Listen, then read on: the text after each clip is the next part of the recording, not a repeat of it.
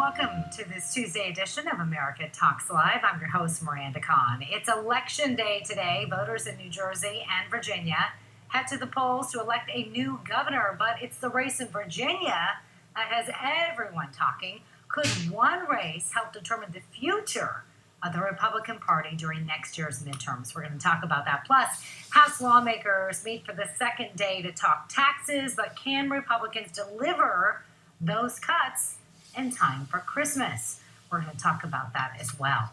But first, let's discuss the latest details in the deadly church shooting in Texas over the weekend. We have John Lott Jr. He is the president of the Crime Prevention Research Center here to talk about gun control. Earlier today in South Korea, President Trump pushed back against the idea that tougher gun control laws would have prevented this massacre.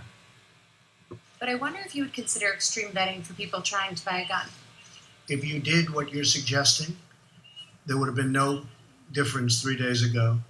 And you might not have had that very brave person who happened to have a gun or a rifle in his truck go out and shoot him and hit him and neutralize him.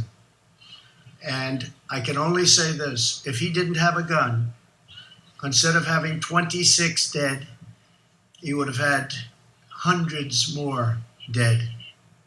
Meanwhile, the Air Force is now admitting that it broke the Pentagon's rules by failing to submit Devin Kelly's criminal history to a federal database. That information could have prevented Kelly from buying guns believed to have killed 26 people again at that church on Sunday.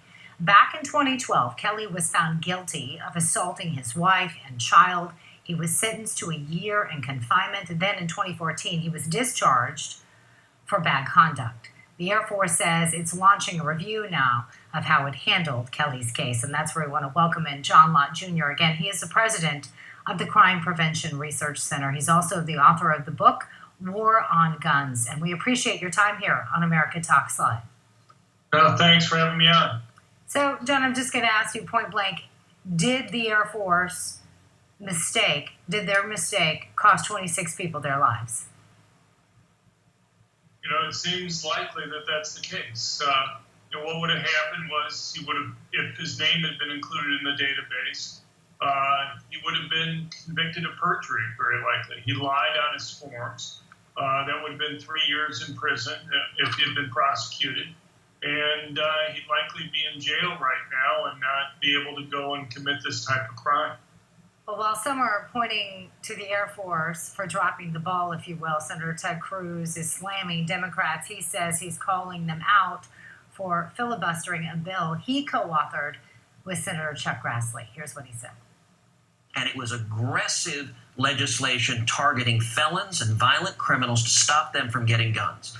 There were a couple elements of that legislation that were critical. One, it mandated that federal agencies, including the Air Force, report to the NCIS because that was a problem back then.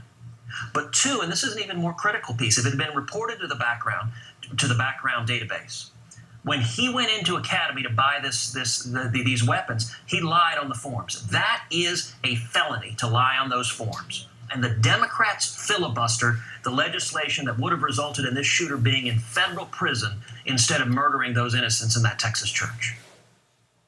John, would Senator Cruz's bill have made a difference in this case, and should it be reintroduced again? Well, as I say, it's already a crime to lie on those forms. It's already a perjury. You have to sign under oath that the information that you gave on the forms is accurate. And, if he had said that he had, been convicted of misdemeanor domestic violence, that would have been a felony right there, which is 3 years in prison. So, look, I suppose just as a general case, I think too much is being made of background checks. In this one case, yeah, I think it would have made a difference, but this guy is really stupid, this criminal.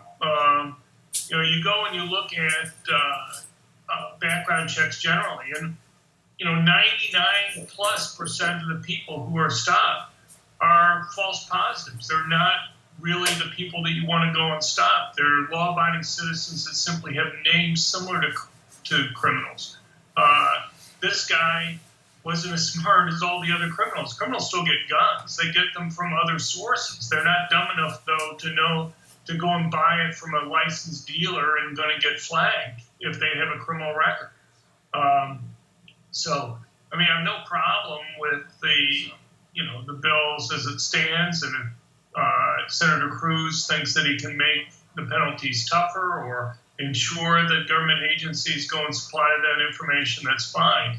But I think to think that this is some magical cure generally and not just in this unusual case where this criminal was so stupid to go to a licensed dealer even though he was prohibited from doing that, fine. So I'm really going to be interested to hear what you have to say about this next poll. This is a poll from Zogby Analytics, and I want to show you that according to this poll, more than half of Americans want tougher gun control laws. 53% say there should be new regulations for certain guns and accessories. Only 39% say the laws wouldn't make a difference. I hear what you're saying is that, a lot of people, background checks aren't the answer for everything. Every situation's different. So let me ask you this. Is more gun control the answer or part of the solution? Well, we already have the standard background check now. What's being pushed and what was pushed within literally a few hours of the attack on Sunday before we even knew any facts was this so-called universal background check, these background checks on the private transfers of guns. It's something that gets pushed out after every single mass public shooting. And yet it wouldn't have stopped the one on Sunday if it had been in effect. In fact, over the last couple decades, at least, you can't find cases where it would have stopped mass public shootings from occurring. I don't think really, even though it's being pushed in conjunction with these mass public shootings, I don't think that people who are pushing it really believe that it would make any difference. I think the reason that they push it is really just to make it more costly for law-abiding citizens to get guns. I'm right next to Washington, D.C. right now, and to privately transfer a gun in Washington, D.C., it costs $175 to do that. Other places that have these types of universal background checks, you can find places like Oregon where it can be as cheap as $55. But whether it's $55 or $175 per transfer, you have to realize it may not stop you or I from being able to buy a gun, but my research shows it's basically poor blacks who live in high-crime urban areas who are the ones who benefit the most from having a gun to protect themselves. And even $55 or especially $175 may keep good law-abiding people from being able to go and afford legally a gun to protect themselves and their families. And, there are other problems. People that have been stopped from buying guns because of background checks. That's simply inaccurate. What they should say is that there have been 3 million initial denials. And then about 99% of those are mistakes. So John, then what is the answer, though? So if background checks aren't the end-all, be-all solution there, if Ted Cruz's bill isn't the solution, if more gun control isn't the solution, what is the solution based on your research? What are you finding that isn't being said out there?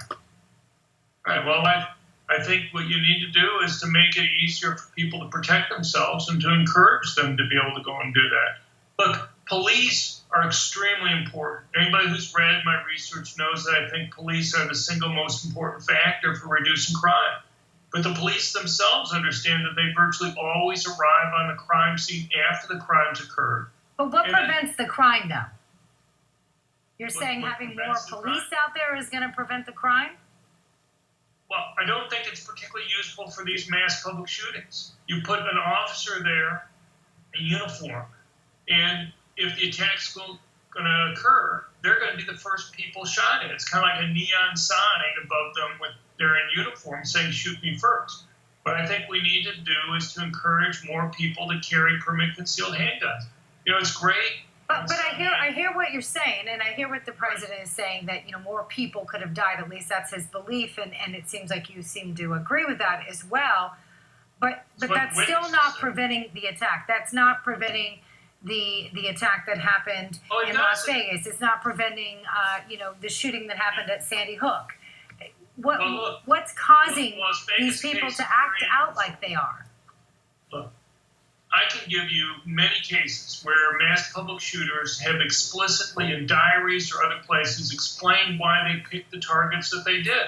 And over again, they pick the targets because they don't think victims are going to be able to go and defend themselves. They explicitly make those types of statements. Whether it be the Charleston church shooting or something like the Aurora Batman movie theater shooter or other cases, you find explicit evidence from this. But it's more than that. You look at the mall shootings in Omaha, Nebraska. There are 1 out of 8 malls posted signs banning permanent concealed handguns. That's the one the killer went to.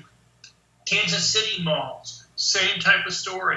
Mm-hmm. Same story in Salt Lake City or Portland, where we've had other mall shootings. You look at the Aurora Batman movie theater shooting. There were 7 movie theaters showing the premiere of the Batman movie. Only 1 posted signs banning permanent concealed handguns. That's the one the killer went to.